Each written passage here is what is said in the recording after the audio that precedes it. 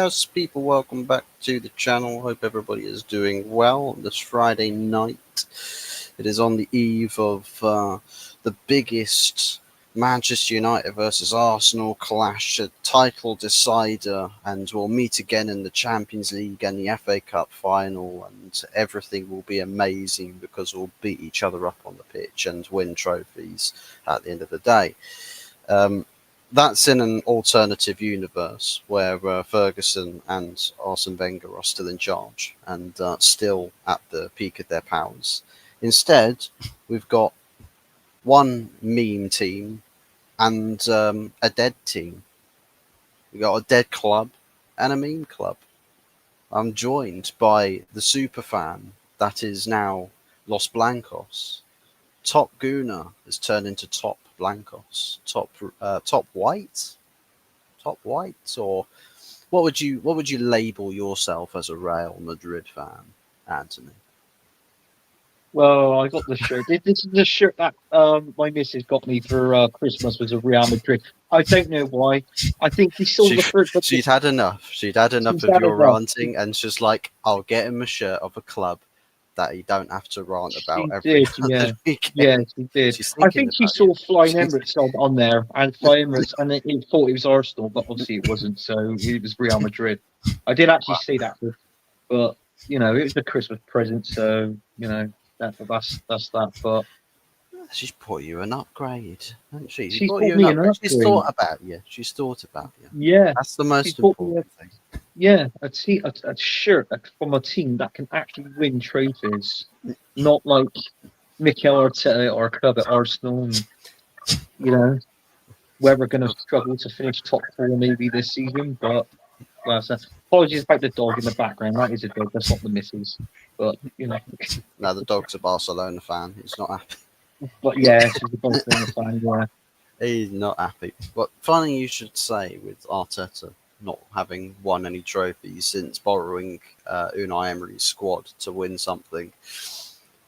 I've seen a post somewhere on here about managers in the top six or who have managed the big six in history of a number of days, or I think it's number of days waiting for their clubs to end up winning a trophy, and most of the field that Arteta's playing in has moved on to bigger and better things. But he currently, I believe, sits second in the table for longest wait for a major trophy, which I think is about 1,690 something days.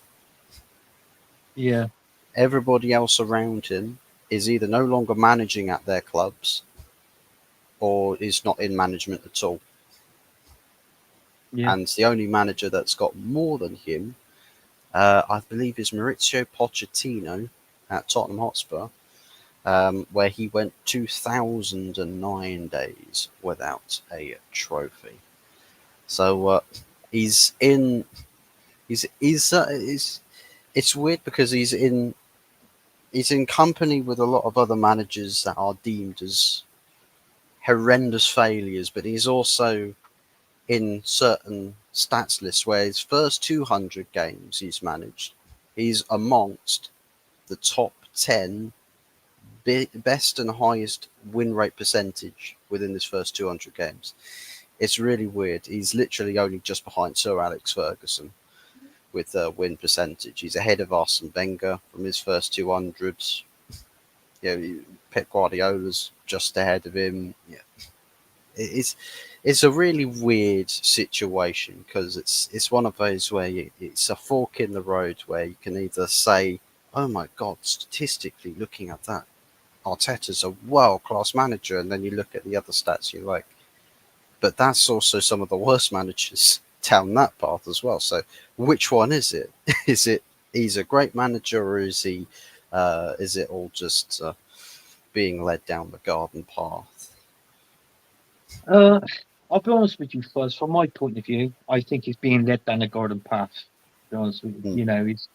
I think you've touched on the number of days that we, for when we last won a trophy. I take it obviously, Mm, it was the FA Cup. I mean, with both Arsene Wenger's and Unai Emery's team, and I mean, fair play. Okay, yeah, he won the FA Cup with that team, but then there's only one player um, that was left in that team who's still playing now, who's going to leave at the end of this season, and that is uh, Kieran Tierney. mm, But I think you can put Martinelli in there because obviously Unai Emery brought in Martinelli, so that's two. Saka came up mm, from the reserve, so so technically there's only two players left in there in that team. He's had a full 180, 50 million to spend on a new team, which he has, and look what he's done, with it. mm, I don't count community shields that not that dinner plate, even though we discussed that God knows how many times. And mm. also I don't count the Emirates Cup as well. So unfortunately, we're back on a big fat juicy zero of winning Yeah. things at this time. So yeah, to answer your question, Fuzz, in my opinion, I think we are led up the garden path, and I think it'd be the same next season as well. Mm. Well, if we look at the other side of the coin, Ruben Amorim, I don't know where there's any garden paths for Ruben Amorim. All the flowers are dead. The Weeds, garden looks like the Somme. He's basically walking through the Somme just after the Jerrys had done a charge or something, and yeah, there's just bodies strewn all over the place. That's kind of what it feels like with the fan base, especially just bodies everywhere after watching Man United for 90 minutes. But he's come out with a comment saying in the media that he will not be given as much time as Mikel Arteta has. He cannot be afforded as much time as Mikel Arteta has been. So I think, for me, I agree with that.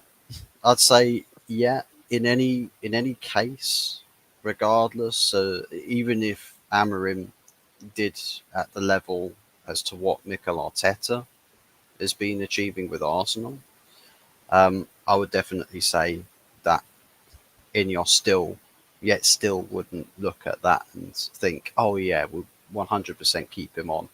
This is a grand old project, and he's going to get it right. He's going to land on the pot of gold. He's going to strike the oil um, very soon. As to how long soon is, or how far away soon is, no one cares to say how long they estimate this project is going to go on for. Um, but do you agree with that? Do you think with Ruben Amorim, it's a matter of when, not if? yeah, yeah, I do. I mean, we touched on this plenty of times before, and I've asked you the question, about your manager, Fuzz, and I just basically you look at it, football is two things. Is number one is based on business, and number two is is built on a game of results, basically. And Mm, obviously, since he's become manager, the results haven't been coming your way. I got to mm, say that. Uh, there was, I think, when he was in charge of his 15th game, it actually said on Sky Sports News with Amarin's 15 game, the points that he got then was 15 points in 15 games. When you add I think it was the draws and maybe the one or two wins, but mm, it's it's not really good. I don't feel that what he's setting up, your formation. I know he likes the 3-4-3 formation, but the players that you've got there, I don't think the formation is any good, and also I don't think they can't approach with style of play. It's a shame, really, because when you look at it, I actually told you the stat before that Ten Hag's win ratio was 52%, there around about, and he's mm, also well, he's making that win percentage actually look good for Ten Hag, in my opinion. But I know it's early days yet, but I can understand it why he hasn't been given long as Mikel Arteta. I think these managers come in now. I think they're given maybe 2 seasons, three if they're lucky. But Mm. it depends where you're going to finish today. Obviously at the end of this season, unfortunately, I can't see you finishing in the top 10 this season under this manager. Yeah, I think in the case that you spoke about the players not being suited to his formation and the system. I mean, even Paul Merson, whether you find any value in anything Paul Merson says, or whether you just think it's a bit like talk shite, just talks absolute garbage. Um, he said that with the manager, he's basically just playing for himself, but not for the players, and it just feels like there's this divide growing between, in terms of analysing the situation, between what the manager's culpable of and what the players are culpable of. Where on one side of things, the players, once again, I think there's a lot of individuals in the squad that I feel like are probably looking at what the media say and think, oh well, it feels good to not really be called out by the mainstream media again. I mean, I don't have to do anything of note like that's noteworthy at all. Like most of your highest paid players at the club at the moment are injured and have Yeah, been injured for probably about 99% of the season. I mean, Mason Mount, Luke Shaw, a couple of other players as well. If I go to my injury list, I mean, uh, well, not Amad Diallo per se, but Lissandro Martinez is now out for the rest of the season. Going to next season, Harry Maguire gets injured, even though he's more or less your backup option. He's yeah, finding injuries quite frequently now, and there's just a lot of big money players there that don't really contribute anything to the club whatsoever. But even then, it just feels like the manager still gets the blame for that. Like he still gets, held accountable for a lot of things that aren't necessarily in the manager's ballpark. And I think for me, if we look at the players not suiting the system, or the manager not being the right fit for Man United, for me that's got to be an Ineos problem. That's Ineos's fault. That is, because if you get a manager that has spent his whole managerial career thus far playing this formation he is now and yeah, has won with it, for me, I think he has all license in the world to go to any club that he gets offered the job at and to take his ideas with him and to implement it. If it doesn't work straight away, stick with it. It will have some teething problems. It will come good eventually. That he has to believe that. He has to back that.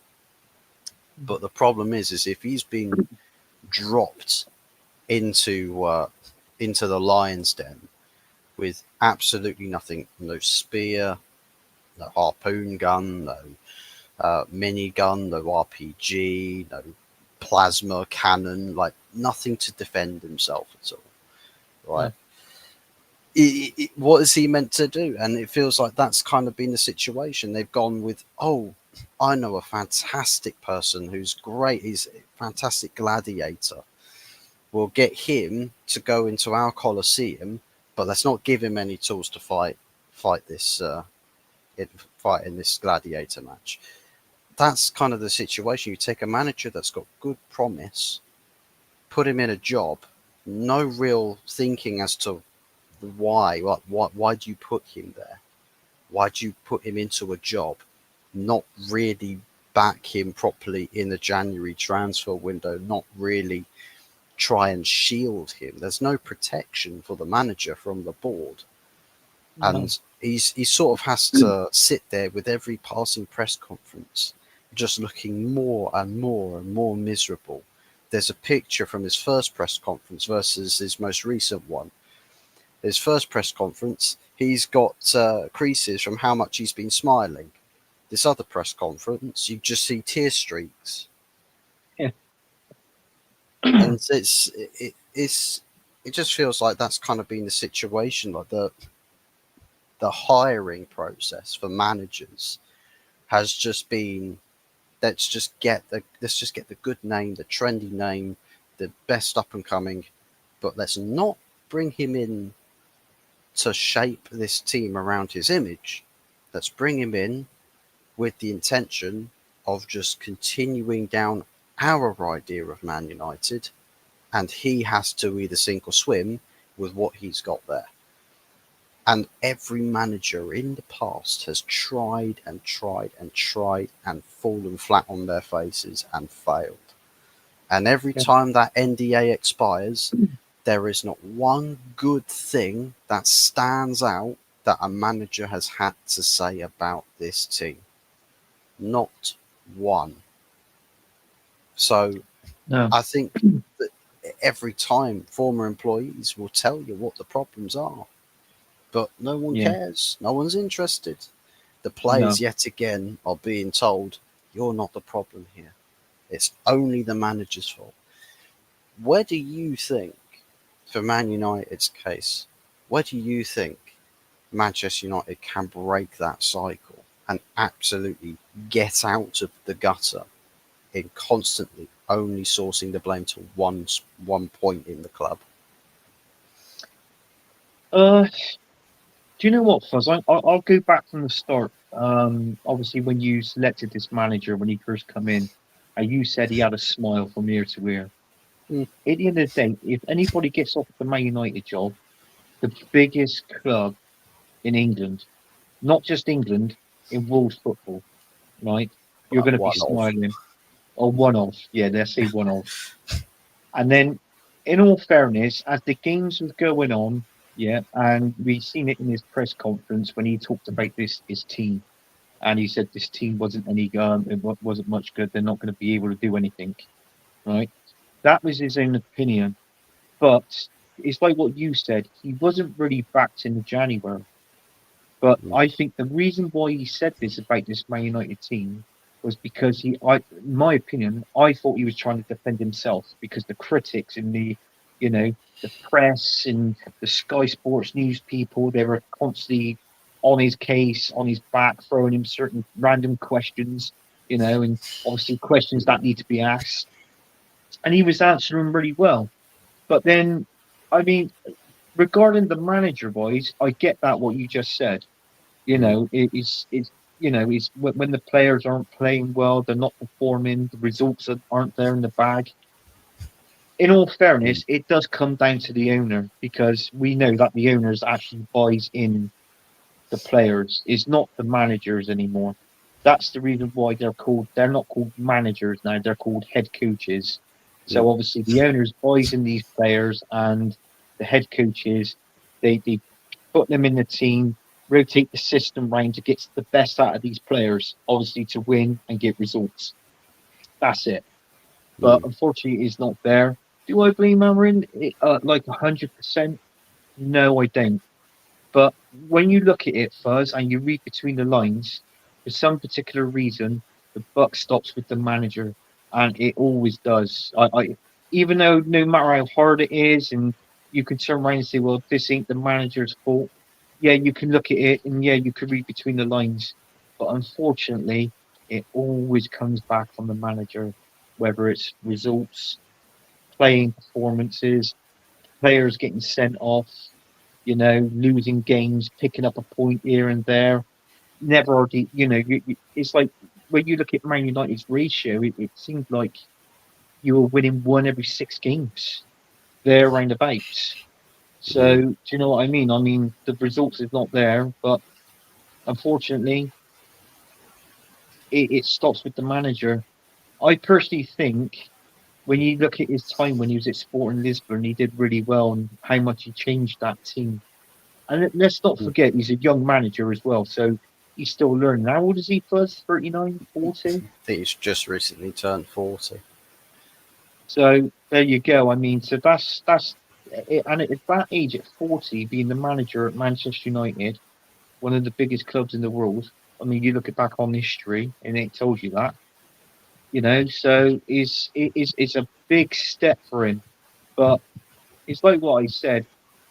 If he is the right man, He's got to be given time, and he's got to be given money to spend, and he needs to bring in his own players, not these owners buying in players and trying to get these head coaches trying to turn them into prolific stars. Because sometimes you've seen it, Fuzz, it doesn't work. Look at Hoyland. Apparently some Man United Well, fans thought he was going to rip it up in the Premier League, but unfortunately he hasn't. well, on be Swarg and Guna there. Oh, Like cheer that. up, Alex Fergie. What can it be? It's now to a big red-nosed bastard and a shit football scene. Well, he's probably a relevant song for when he sat in the crowd today, but wasn't the case Yeah. back in the day because he could No. literally field a shit team and still smash title contenders So, with those shit yeah, teams. So it's not like today where if we were to even remotely try and field a team with what was it, 6 or 7 defenders in one single football team, we'd probably mm, hold 5 or 6. We would, barely get a single shot on goal. Whereas a Fergie team would just say, right, 7 defenders for the shits and giggles. Go on, have fun, yeah, yeah, and they'll go out there and they'll slap the opposition. But yeah. I Jesus, mean, I we're mean, playing with 7 defensive players in our team at the minute. Think of it. You've got back yeah, four. That's four. Rice, defensive midfielder. That's mm, 6. Party, 4 5 with Rice. 6 with Party, and 7. Bloody hell with Marino up front. What is that all about? it's like playing Darren Gibson as a striker in a Fergie team when you bench Rooney Exactly. Yeah. and Yeah. Gary Carl Pallister, Cheddars you're and up stuff. front. Rio Ferdinand, how do you feel being the 9 for today? God, I could never imagine that. But Yeah. if Mikel Arteta was managing that United team, he probably would have done it. But Yeah, you it would have. just with that managerial situation, it sort of takes me back to the question as to if we give him time, um, they have to back him. But to Yeah. me, they sort of have to answer their own question first. It's like, do we take this manager seriously? Are we really going to back this manager? Because right now, if, as you said, it's just appoint your head coach and then the team signs the players um, in approximation to the DNA of the club, like what they want Man United to be, they will sign the players they think fit best for that. Um, it makes having a manager like Amarim completely futile because that Yeah. means his system doesn't align with the image that they have for Manchester United. So they have to figure out why they want Amarim to stay, because if there's no point in having him, you might as well let him go and Yeah. just tell him, like, walk away, right? Yeah. We'll just say we came to a mutual agreement and we signed off on it. You went your way, you went back to Sporting and got back on top of things there, and we went to hire a manager that actually fits the idea that we have for this club. Because otherwise, it doesn't really serve any purpose having a manager that's trendy with a new type of formation or a different type of approach to playing football, and Yeah. then trying to sign players that don't really fit the bill for him, that don't fit the mold of that specific team. So right now, it's sort of, you see transfer talks, and it's just like, well, they don't really, there's still worlds apart here between what are players we're linked with that fits the manager's ideas versus then what the club show interest in. I mean, one side of things you've got Quenda, which is definitely a manager signing because previously played for him at Sporting. He thinks, yeah, fantastic option to play as a right wing back here. So I definitely would like him. Meanwhile, you then got the club that are going, oh, Jean Claude Mateta seems like a fantastic option for Man United.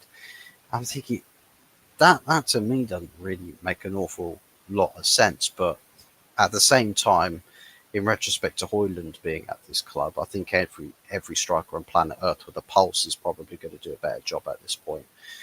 Odie and Agalo at this time probably would do a better job, and this guy would be willing to play for Man United for free. So I don't know why Sir Jim Ratcliffe is not spamming phone calls to his agent for a guy that would be willing to, freeload for your team as a striker. So Yeah.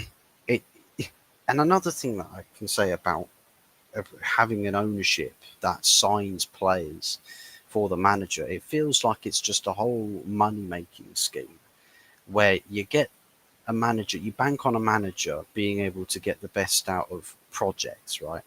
And you sign loads of players of a good age profile, bring them in, sign academy prospects, get them sort of bedded in. It's like a Brighton model. Get them Mm. playing to a certain level and then cash in on them, sell them off. It feels like that's, you look at, for instance, a potential sale of Kobe Mining. You see, if he means that much to the future of Manchester United, a club would think, from a competitive standpoint, we want to keep him to figure out what his best role in this team is, right? We want to figure out the brightest prospects, what's the best option to getting the best out of them, and building a team around that. The manager puts his cornerstones in place and then implements features here and there and creates the image of what the manager wants, and the team and the club go, we'll support you with that. But it feels like the club just, we want Amarim to float. We don't want him to sink. We want him to float. We don't expect him or want him to go out there and achieve the most amazing things. I think that's probably all just a PR spin. Just Yeah. talk, talk, talk. Oh, we're going to win Premier League titles galore. It's going to be amazing. We're going to be the best team in the world.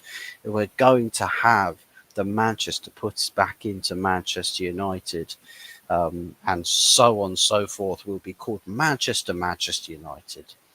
Um, and it ends up coming to light about a year later. The Manchester back in Manchester United is selling your best assets for a profit, signing players young and cheaper, and trying to develop them, and have no care. No, I mean, it's like with what they said about the finances. Their model is based off of us qualifying for Europa League for 4 years straight. That doesn't sound like a team that's trying to win a Premier League title by the year 2028 to you, does it? No, it doesn't. No, it So, doesn't. No. so do you think with Ineos, right, it is just smoke and mirrors? What they say is not what they mean. What they really mean is, let's make some money. Yeah. Yeah, I think it is first. And in all fairness, I can most probably say about the same as our team. I know there's a difference between us and the league, right? But we could just put that aside for a minute, and then it's like what I said. I mean, you look at the players that you've had.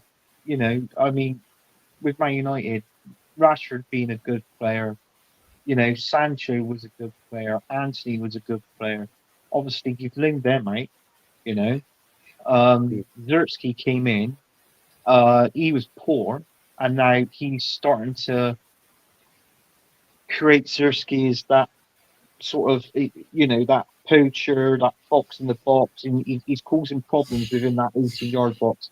The only thing about him, I know he's only got a few goals, but he needs more goals. That's what he needs. But he But scored last night.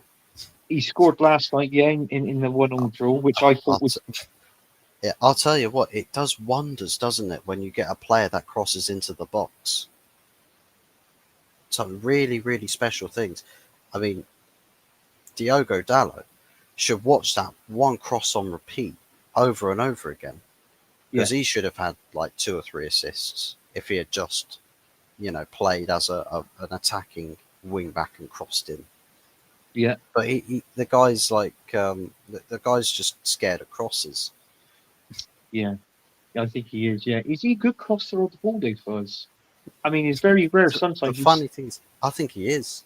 I think he is Mm, on the right foot, because when he played in a back four, he was more attacking than Wan-Bissaka was, and in attacking yeah, positions, he could whip the ball in, and he could at times, I know it could be a bit 50-50 with fullbacks crossing, but he had the capability of putting it right into dangerous areas. Yeah, yeah. I mean, I can Edison remember when he was Cavani, scoring. Yeah, I Ronaldo, mean, has been the end of it. exactly. Yeah, it's just it's something is not there. Um, I don't think your team is gelling as much. I mean, everybody wants. I mean, all the Man United fans that I know, they want Bruno Fernandes out the club. So when when you make your way back from you know like from the attackers, from the midfielders to the defenders, you brought them up as well earlier on. Luke Shaw. I've heard obviously he's injury prone. Apparently he's put on weight. So I've been told. Yeah. And Check you his know, order history on Just Eat. but yeah, I mean this is the problem. I mean your other problem is your goalkeeper as well. He's not exactly the greatest He's manner. So the only player in the Premier League that plays for 19 football clubs, except for the one he's employed at. oh god, but I don't know, Fuzz. It needs a revamp at your club, and the only way to describe it is like with me. As you know, I'm in the building trade, and it's like when you build an extension, you need a good, strong, solid base to build on, and Mm, unfortunately, you haven't. I don't. I think you just built half the base, if that. You know, you haven't got the mm, foundations right first at the club. You need to get the foundations right so you can actually add to it and go on and do other things with this team. mm, But unfortunately, with Amaron, he's actually come out and said he's not going to be given the same time as Mikel Arteta, which Mikel Arteta has had time to do that. I mm, mean, this is coming up now to almost 5.5 seasons. So, but unfortunately for him, I can't see him doing it within 2 seasons. I can. If he's the mm, right man, it's like what you said. You've got to stick by him, and you've got to give him time. And within two seasons, yeah, comes mm, 4 transfer windows.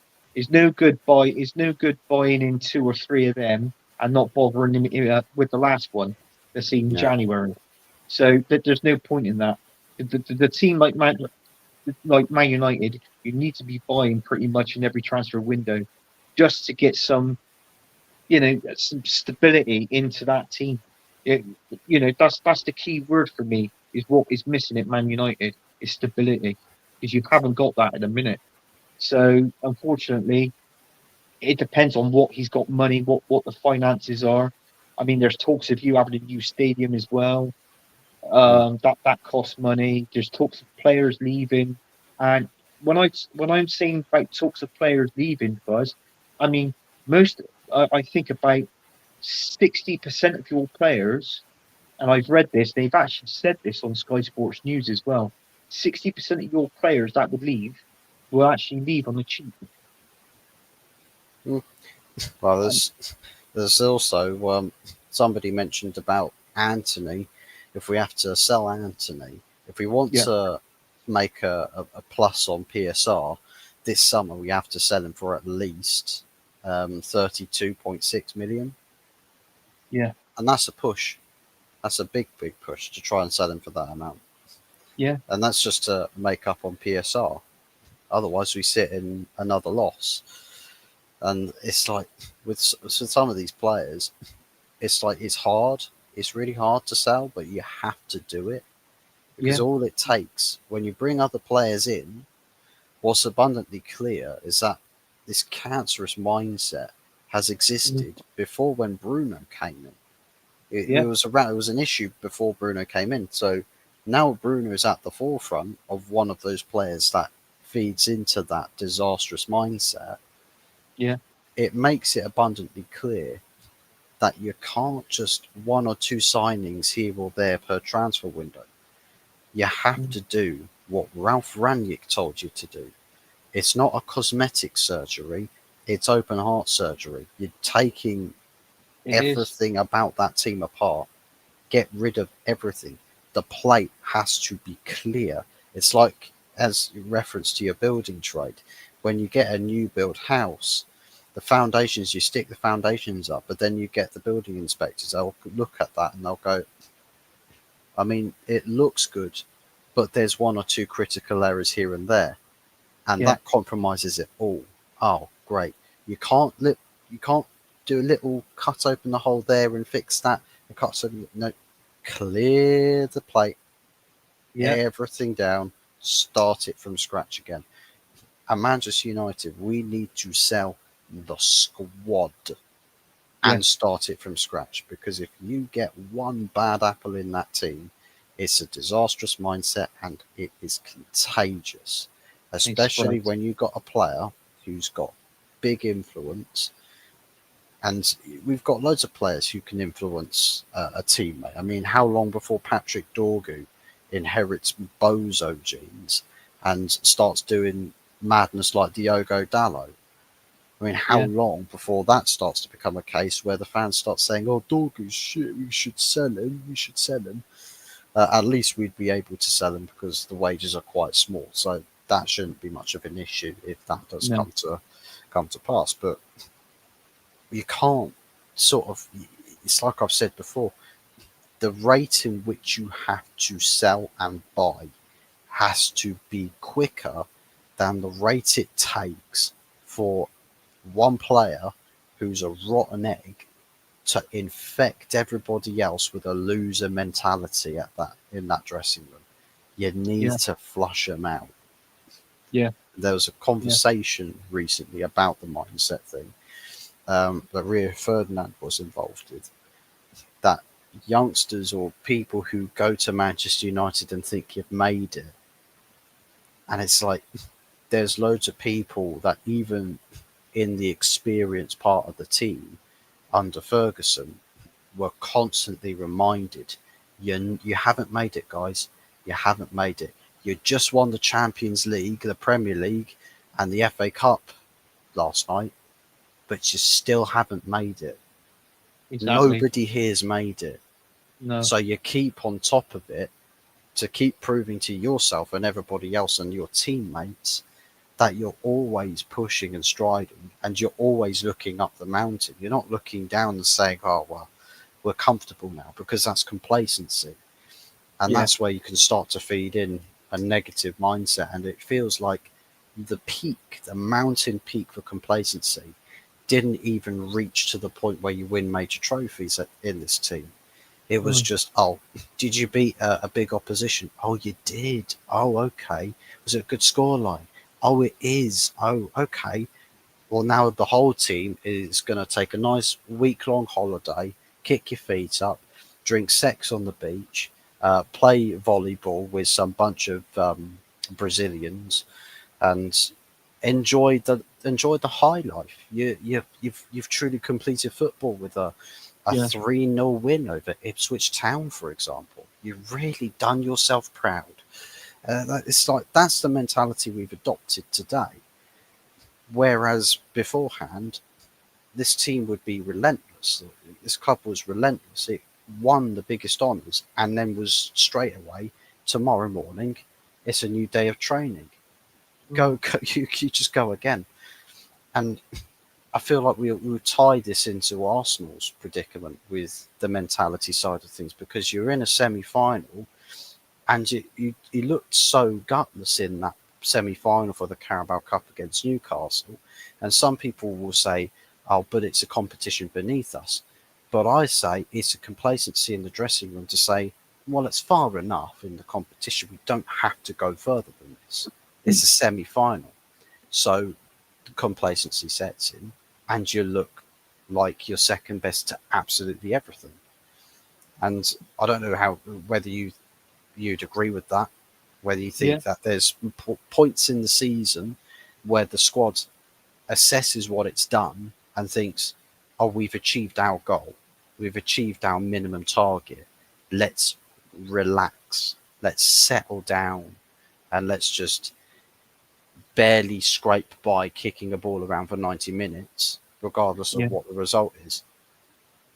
Yeah. The trouble is, though, Fuzz, I mean, everything you said, I totally agree with, and that. And the only the minor issues that I'm going to add on to that is when you said about Sir Alex Ferguson. Obviously, football was obviously different back then. The managers were different, the players were different, the mentality of the players were also different as well. Mm. Today, they're not footballers; they're athletes, and I've They're always said that. pansies too. Yeah, yeah, straight up Courtesy of Ten Hag's words. You is know, that yes, he didn't directly say it, but he said, "Mate, some people I've coached recently, they are pansies. yeah, Really, yeah. I'll And tell them to their face." he's right. He's right there because these young ones, all they want to do is kick a ball around and just get paid and have their flash cars and God knows what else. But I Your mean, youngsters want obviously, to as kick you a football. Our youngsters want to post on TikTok and get is paid that to kick a football. exactly. This is the problem of the modern game now. I think the passion and the love of football has gone down a bit. Mm, And especially when you was following football from, well, for me, it was from the mid 80s onwards.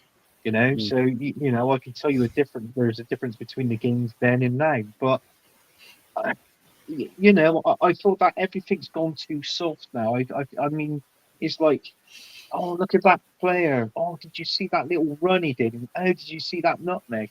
Well, I'm not mm, being funny. Is that their jobs? I mean, obviously not to play fancy, but to actually play football. It's like the heart and the soul and the passion has gone out the game. And I can see exactly the same as my team as well, Fuzz. I mean, mm, we're in diaries for next season. I mean, okay, fine. We got both Jorginho and Partey leaving on a free next season. We got mm, Trussard that's actually refused to sign another contract extension. So mm, that's that one. These players that are injured for us now, all are like, obviously with the likes of Saka, Havertz, and Jesus, you know, they're not going to be back in towards the end of the season. mm, So there's that. So we need a bit of a revamp as well in our squad. And I mean, you look at it as well. I mean, going back, you had young players coming through, like up in like playing for the first teams, or you sign a young player, and in that dressing room, they sit down in that dressing room and they look at every mm, individual in that team, and they turn around and say, "Well, I want to be like you." I mean, Man United. mm, Let's take Man United going back with Fergie. You know, when they mm, signed a young player, a young decent player who's going to have the prospects of like the next Ronaldo or Messi or whatever. They could turn around and say, "Well, I want to be like you. I want to be like you. I want to be like you, and you."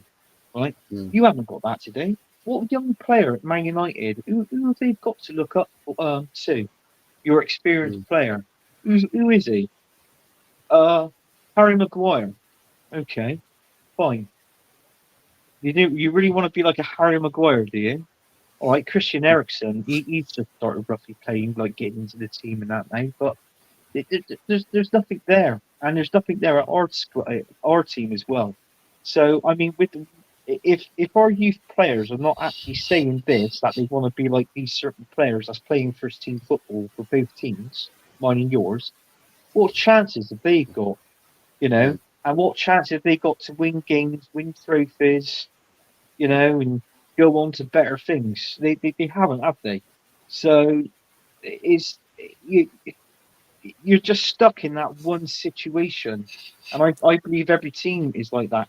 The only teams that's doing really well at the minute, I mean, look how surprising Nottingham Forest are. Nottingham mm, Forest are brilliant. Look at Bournemouth. Their manager coming from abroad. They were going to sack him at one time mm, because at the end of the day, they're like last season, they're like Man United this season.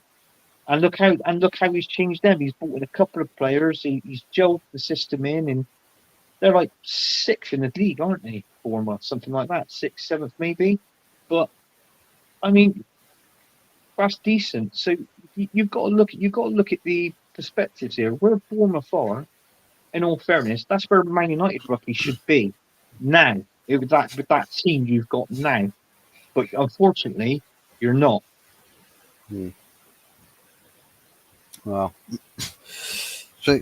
speaking about this game on Sunday, then with what we said about our teams as such, and Yeah. what we can expect. I mean, we're bound to have more mediocrity of Dallo trying to be a full a wing back, Bruno Fernandes trying to be a Marvel Avengers captain, Captain Portugal, fuck Captain America, Captain Portugal.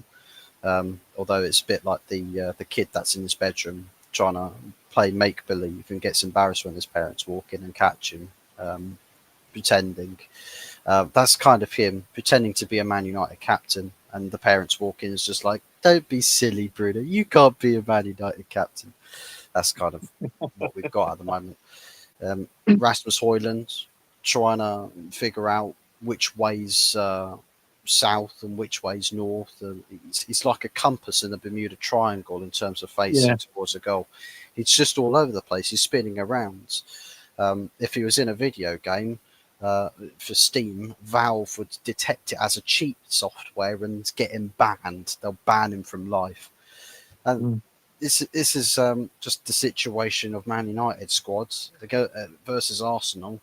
Injuries hampering your team, but I mean, do you think it's a free hit for Man United at this point? Do you think it's just routine? Arsenal go to Old Trafford, just kick the ball around a little bit, one or two goals, easy as you like, and then walk back out. I don't know. Do you know what? I'll be honest with you, Fuzz. I think um, if we was going to score a goal, it'll come from one player, and then that's now where that's our youngest player. That seems to be like where the goals are coming from. Don't be afraid of what you saw, or any Man United fan. Don't be Mm, afraid what you saw in the Champions League. mm, That was just a one-off. That was a PSV team that was absolutely crap. It didn't even turn up, and we played. You've seen that the mm, possession, the shots we had on goal, the 7 goals we did. We broke a sort of some sort of record. So mm, that game's gone now. That's gone by the by. Yeah, it mm, is this game now, which is the weekend. And I tell you what, Buzz, you've got strikers at your team. We haven't. We've got a better defense than Man United. And obviously that's a fact. And do you know what? If I was to actually go and say a prediction now, I am going to give you a prediction of a boring 0-0. That is what I personally think this game's going to be. So I think both teams will end up playing how they're going to play, and we'll end up with a point each. And I don't think there'll be any goals scored in that game. To be honest with you, I'll say that. And I can only talk from, like, truth and my own opinion. So that's what I think it'd be, Fuzzy. All this hype up and all this and that, it'd be great. But unfortunately, I think there's going to be um, two sides and of the fan base that's most probably going to be disappointed in a 0-0 draw. mm. So you're going with a nil ball draw. Yeah. Um, but I think you've got to remember one thing for Arsenal. Even if, right, you've got if your attack's got the aim of your classic Star Wars stormtroopers, as long as you've got Anana in goal for us, you'll be Yeah. okay. He will carry your performance to a win. Don't worry about it. Just Might do. just match up his rate of weekly wages, and he, you'll have a Marino double hat trick, double triple hat trick, easy as you like. Maybe Sterling might get a goal. Oh, Sterling could score at Old Trafford in an yeah. Arsenal shirt. It's Yeah. possible. It's Anana possible. exists. It's possible. Hell, maybe David Raya could play rush goalkeeper in from his own half, do a Wayne Rooney, shoot it straight over everybody, and Anana's just like, wow, oh, it's got in my goal. Oh Oh my no, what God. will I do? See, even David Raya could get a goal on Sunday. You just don't know with Anana. You just can't Oh, come up predict for a what's going to corner. happen. Yeah, You're a yeah, just Schmeichel. You're a Schmeichel. well, just Barthez or Rob Green, a Yeah. pass back. You might get Delict is just like having the most gargantuan centre back performance, and he'll sort of pass the ball back to Anana. He's just like, Anana, go long with your Yeah, rugby style kickoffs, and he'll go long, go long. Sounds like go wrong. Oh no, it's all gone wrong. The ball's rolled in the back of the nets.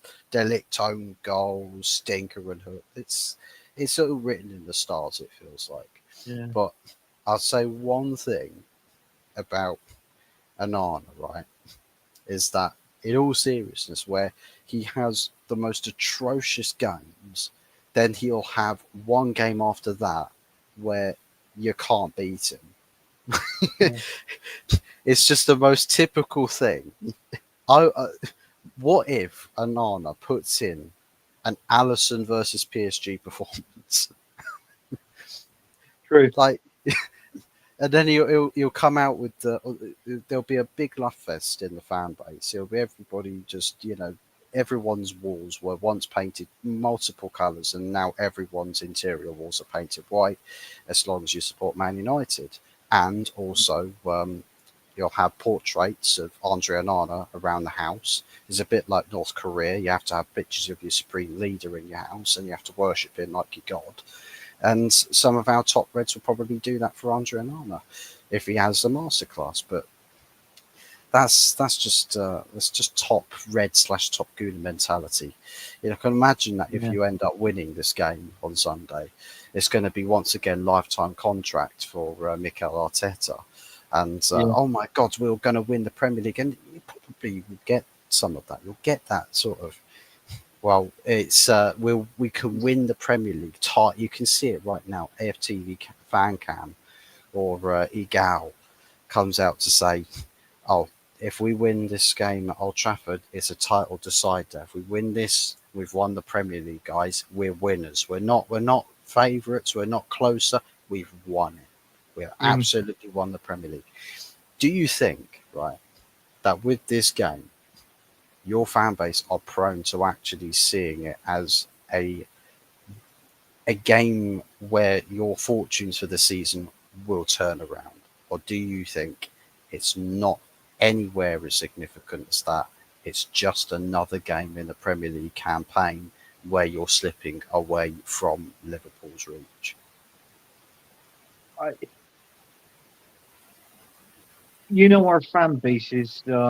our fan base is divided, Fuzz. So the likes of me, I would say it was slipping away from Liverpool. I Mm, will. I'll have to say that it's, in my opinion, it is. But then when you got the other fan base, it'd be like, it always surprised me if they put a prediction in something like 3-0 Arsenal, and then we're back on track. And feel like we're going to catch Liverpool up and win the league. There's mm. talks of Arsenal fans I've actually seen on streams, believe it or not. They think we can actually win the fucking Champions League. What is that all about? Pray for I, Madrid, Anthony. Pray for yeah, Madrid. That's why you. That's why she got you that shirt. That's why I got that's you why that she shirt. got me the shirt, the Real Madrid shirt. Yeah, I don't know. On the inside Uh, of the collar, you'll see a hashtag Pray for Madrid. See, she's playing 4D chess right now. Like, yeah, she knew this was going to happen. She foretold the end of the season. Pray for yeah, Madrid. yeah. Arsenal Well, fan. unfortunately, on the back of this shirt, it's got number 9 Mbappe, but it's like I don't know why, but listen, yeah. So I think the best thing for me to do, right, is actually not to wear anything Arsenal. Um, I think next week what I'll do, I'll most probably put this top in the wash and wear it on the when we got Champions League against Real Madrid, and see how it goes. A lot of people are going to say, "Oh, I can't believe you said that. As an Arsenal fan, this, that, the other." But I just can't see us beating a mighty Real Madrid team. To be honest with you, I seriously can't. And any normal Arsenal fan, say the same. They can't see us beating Real Madrid. But the other ones, they think we will, and we'll go on to the final. And you know, I think they most probably say, "Oh, we'll be at Arsenal and either Borussia Dortmund or if or Inter Milan final." And then we'll go on and win it. So I can't see how that's happening. To be honest with you, I really can't. But But listen, bless their little cotton socks. You know, and they're all wrapped up in cotton wool. So, but yeah, um, they'll be coming on our side soon. With the Mikel Arteta's out, and and we're like, nah, but no, you fuck off. You're staying over there. We don't want you. You have plenty of time to join us, but it's not now. Yeah. So, that's Well, that. But well, there is there is talk with your club and Edu's replacement. Now, there's plausible reason to feel like maybe there is a change of fortunes in yeah, proceedings on the pitch with you getting a new director and Berta, yeah, so uh, yeah, Berta from Atletico Madrid, and the yeah, potential prospect. I know some people will say there's a 0% chance we're going to end up paying wages for this manager, but maybe if Arteta gets let go and they bring in someone like a Diego Simeone, a new era for Arsenal, an Arsenal that will become the new Atletico, upset the established order, get stuck in there, mm, start winning your Premier Leagues here or there, going deep into Champions Leagues, getting finals and stuff, winning some FA Cups and Carabao Cups. No, by no means league dominance per se, but genuinely being a respected outfit for trophies and competitions. yeah. Do you think if you if is this preceding this Berta stuff, Berta to Arsenal? Well, from what I've read and what I've seen, it actually looks like it could be a done deal with him coming over. I mean, obviously, without having a director at the club, we just gone past obviously, the last transfer window in January. I'm being told Mm, that actually Mikel Arteta did have 55 million to spend in that window and choose not to spend it. So obviously, you think of it, 55 million that could have got in an Osherman because even though he's gone on loan and his team he played for was Napoli and he sent him out on loan to Galatasaray.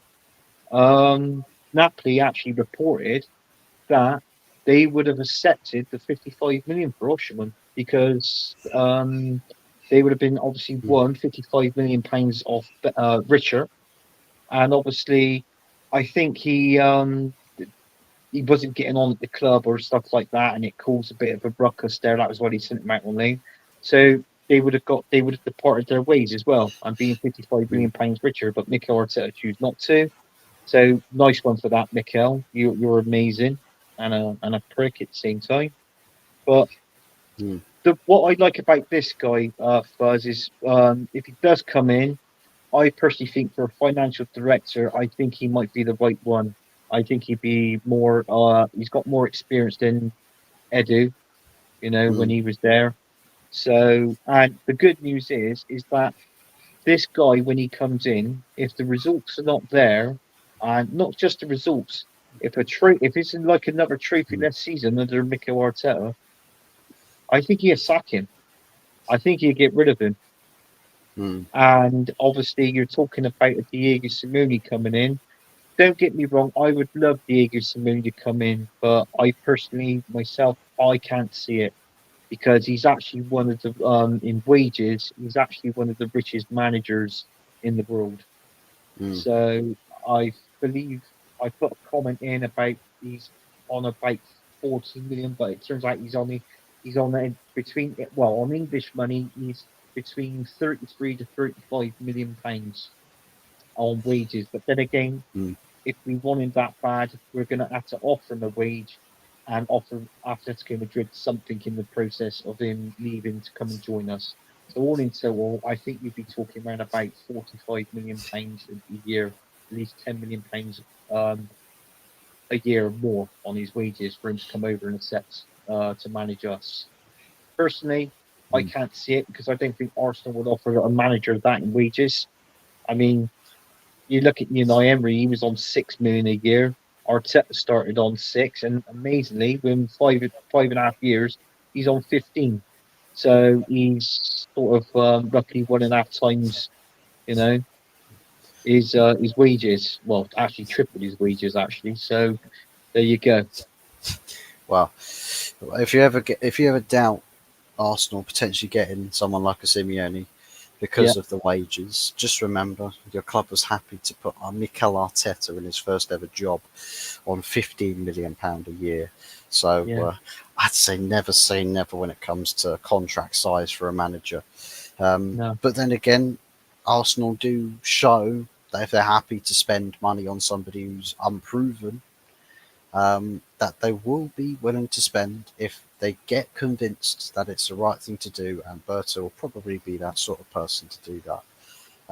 They will spend the money on bringing somebody in that is worth Arsenal's time. So I yeah. think there is potential there for Arsenal to make good on their situation.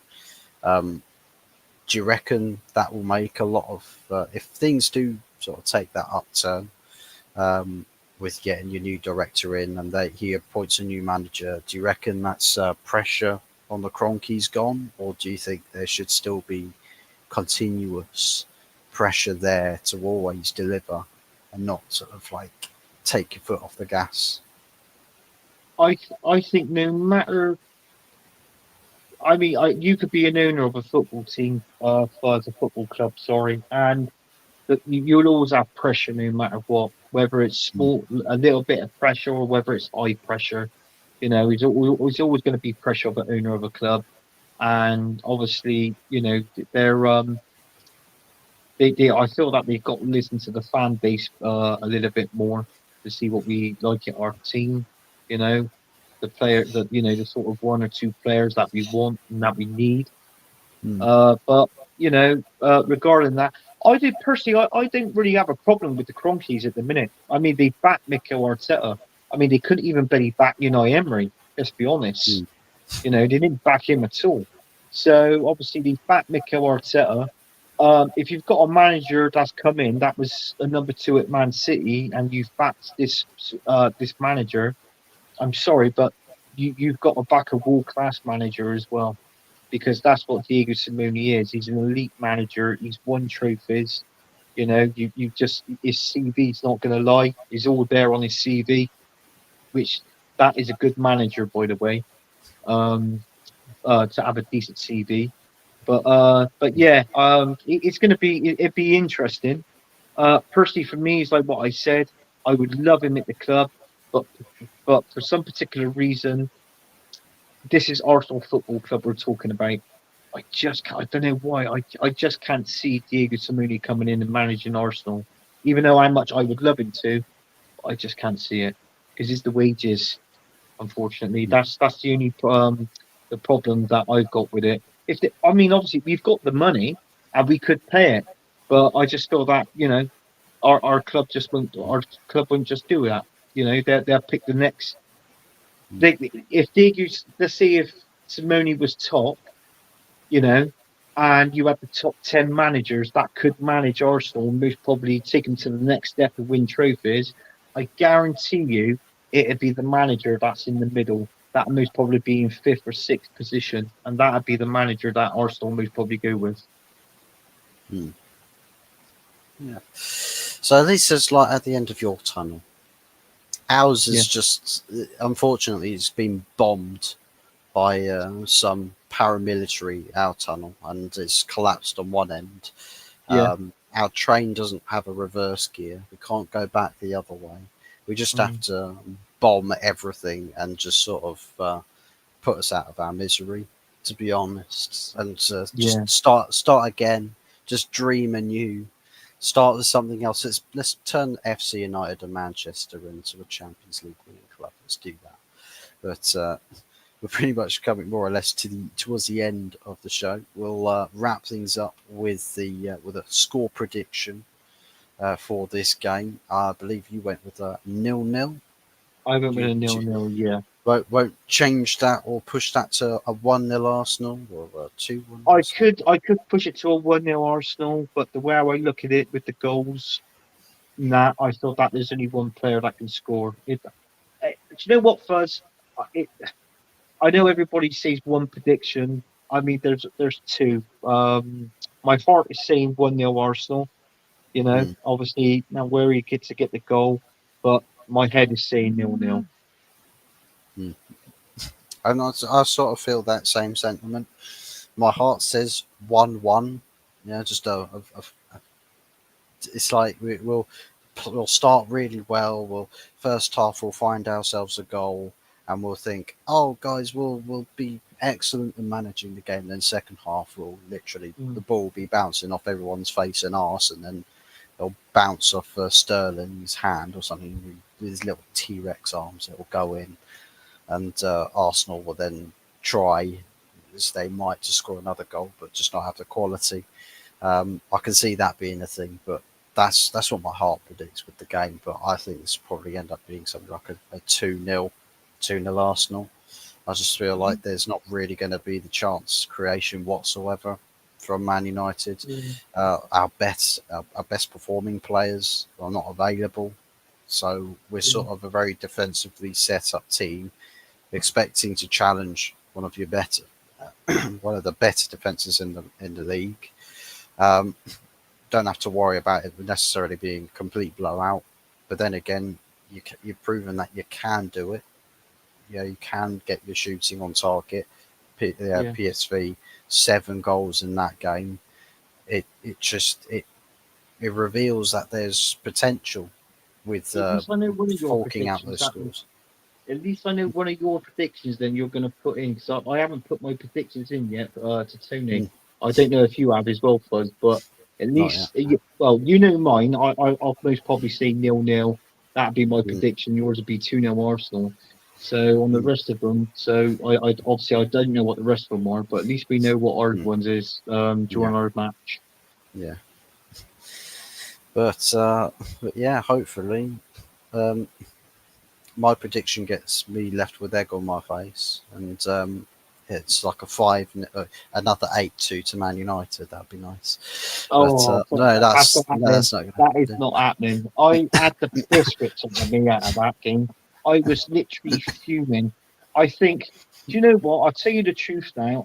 I had a brand new mobile phone 2 weeks before the game, and believe you me, it only lasted for 2 weeks because I launched my thing on one side of the room. So, well, actually, I threw it, it bounced up and it hit the ceiling, and I think the whole screen shattered. That was how much that game really pissed me off. And there was another one as well when you beat us 6-1, if you can remember that. And Thierry Henry got our goal, and you hammered us 6-1. So you've done us quite good over the years as well, mine. I will say that in high results, Mm, but football's changed now. So it is what it is. But I'm gonna give I'll give credit where credit's due. I think we'll see a different game on the weekend, and that's the reason why I predicted 0-0. I mean, that are it's just the likes of playing your centre defended midfielder up front. That to me it doesn't sit well with me. I'd rather just call you prospect youth. I'd oh, rather get a youth striker and play him up front instead of a centre midfielder. you see, this is what it was like when we had Scott McTominay in our team. You're missing him. I'm telling you now. You're missing him. Now, I'll tell you now, if you sell Marino, you start missing him too. We most probably would. We most probably would. But What you don't know is that you're just a little bit further behind us in the journey down the table, right? that's your right. your fall's coming. You just don't know I it. think I think it will fuzz. It's like if we got this manager and this director doesn't come in, we are falling behind because we cannot trust Mm, Mikel Arteta to sign players. I mean, there's talks of next season.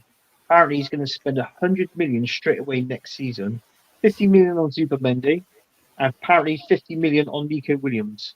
That's what we've been told at Arsenal Football Club. well, I say good luck to them. So is it? I'll see how that works out. But yeah. So there's not going to be an exciting Super Sunday match for the ages No. for our perceptions on Man United versus Arsenal, especially not. It's not as good of a fixture as it used to be. Bit like Yeah. Man United and Liverpool, bit like Man United, Man City. Um, used to be superstars on both teams, and standout moments to remember, to get etched in history. But for us, it's just Yeah. another game now. So that pretty much sums up our game on Sunday, and brings us to a good enough point to close the show with that. And Anthony, pleasure with you being on this evening, and Yeah. getting some of our woes put on display with the embarrassment, the shame of being supporters of our football clubs. That's Um, right. that's why you wear a Real Madrid shirt, and why I've not bought a Man United shirt since 2015. Yeah, that's So it's probably yeah. I haven't bought one for years. I haven't bought, even if I do buy one, Fuzzy is brand new with the label on. But mm, let's just say is it does the money that I spend on the shirt is much cheaper, and it doesn't go towards Arsenal Football Club. There's a mm, certain app that I got on my phone, and it ends with gate. That's what I'm gonna say. porn gate. Home Anyways, gate. That's it. but yes, big ups to anybody who watches on playback, and don't forget to smash them likes and subscribe. Yeah. Any plans for you with YouTubing over the weekend? Well, yeah, we've got the Sunday night takeaway, haven't we? With early Mhm. doors, Tony. So, we catch us on there. If Man United kicks Arsenal's ass, fuck it, I'm not going on that show on Sunday.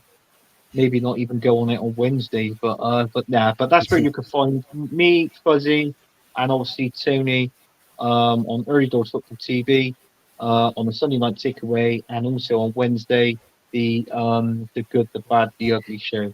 And Yeah. also, if you haven't um pressed likes or subscribed to Hot Buzz Vault before, make sure you do because he does good content. And in all fairness, I've never met a Man United fan that actually goes into the depth as much as Fuzzy does within his own team. And big up to you on that, Fuzz. Well, I suppose there is Statman Dave, but Well, I don't know. suppose there is, but you give it a kind of Less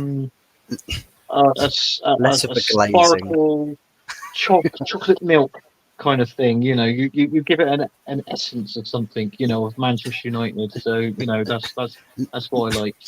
At least when I do glazing, my glazing at least tastes Oh, good. Don't know about Statman. Something else, Brown, but never mind.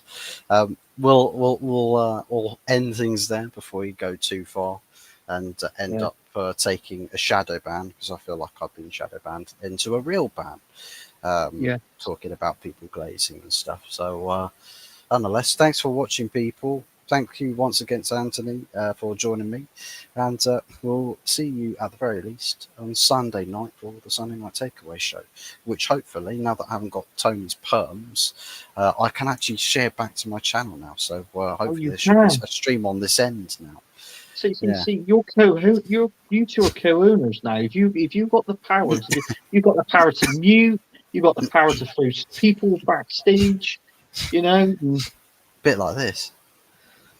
Th- throw people backstage, and silence is it's glorious, isn't it? I was waiting for that. Just an example. It's like with that, I can't remember what film it was, like sex education, where the teacher and some random woman in front of a class of students, and they just start getting it on. And these students are just like, That's right. Yeah, yeah. oh dear me. Jesus Christ. But anyways, thanks for watching, guys. Take care, and see you at the very least Sunday. Till then, ciao for now. At least with Can't this, you see don't me. have. You can't see me. And best thing, and my outro does not have pornography advertisement music in the outro. Oh, Unlike not like certain, Tony's done. no.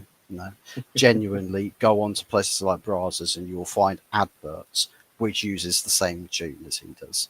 So It does. that is a fact. Anyways, thanks for watching. Take care. We'll see you next time.